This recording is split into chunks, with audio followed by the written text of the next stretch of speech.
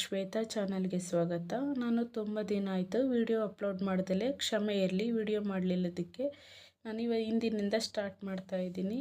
ನಾನು ಪಡ್ಡಿನ ಜೊತೆಗೆ ತುಂಬ ಟೇಸ್ಟಿಯಾಗಿ ಕಡಲೆ ಕೊಬ್ಬರಿ ಚಟ್ನಿ ಮಾಡ್ತಾಯಿದ್ದೀನಿ. ತುಂಬಾ ಚೆನ್ನಾಗಿರುತ್ತೆ.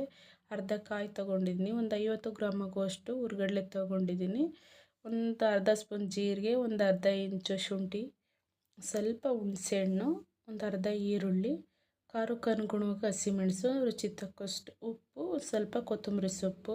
ನೀವು ಬೇಕಿದ್ರೆ ಬೆಳ್ಳುಳ್ಳಿನೂ ಸಹ ಹಾಕ್ಬೋದು. ಬೆಳ್ಳುಳ್ಳಿ ಹಾಕಿದರೆ ಅಷ್ಟು ಟೇಸ್ಟಿಯಾಗಿರೋದಿಲ್ಲ ಅಂತೇಳಿ ನಾನು ಹಾಕ್ತಾಯಿಲ್ಲ, ಹೀಗೇ ಮಾಡ್ತಾಯಿದ್ದೀನಿ. ಯಾವುದನ್ನು ಸಹ ಫ್ರೈ ಮಾಡ್ತಾಯಿಲ್ಲ.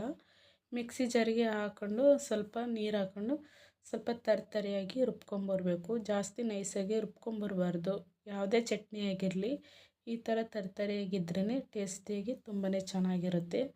ನಾನು ಇಲ್ಲಿಗೆ ಒಂದು ಬೌಲಿಗೆ ಹಾಕ್ಕೊಂಡಿದ್ದೀನಿ. ಇಷ್ಟು ತರಿಯಾಗಿದ್ದರೆ ಸಾಕಾಗುತ್ತೆ. ಅಷ್ಟೊತ್ತಿಗೆ ಒಗ್ಗರಣೆ ರೆಡಿ ಮಾಡ್ಕೊಳ್ಳೋಣ.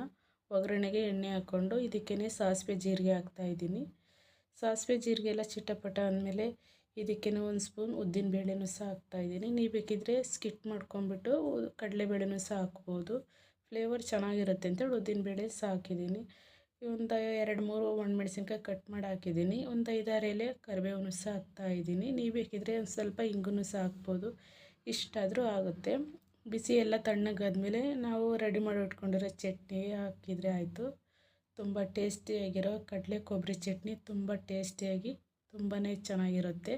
ಖಂಡಿತವಾಗ್ಲೂ ಈ ರೆಸಿಪಿ ನಿಮ್ಮನೆಯಲ್ಲೂ ಟ್ರೈ ಮಾಡಿ, ತುಂಬಾ ಚೆನ್ನಾಗಿರುತ್ತೆ. ನಾವು ಇವತ್ತು ಪಡ್ಡು ಮಾಡಿರೋದಕ್ಕೆ ಪಡ್ಡು ಮಾಡೋದು ತೋರ್ಸೋಕ್ಕಾಗಿಲ್ಲ. ನೆಕ್ಸ್ಟ್ ವಿಡಿಯೋದಲ್ಲಿ ನಾನು ಪಡ್ಡು ಮಾಡೋದು ತೋರಿಸ್ಕೊಡ್ತೀನಿ. ನಾನು ಪಡ್ಡಿನ ಜೊತೆ ಸರ್ವ್ ಮಾಡ್ತಾಯಿದ್ದೀನಿ. Thank you.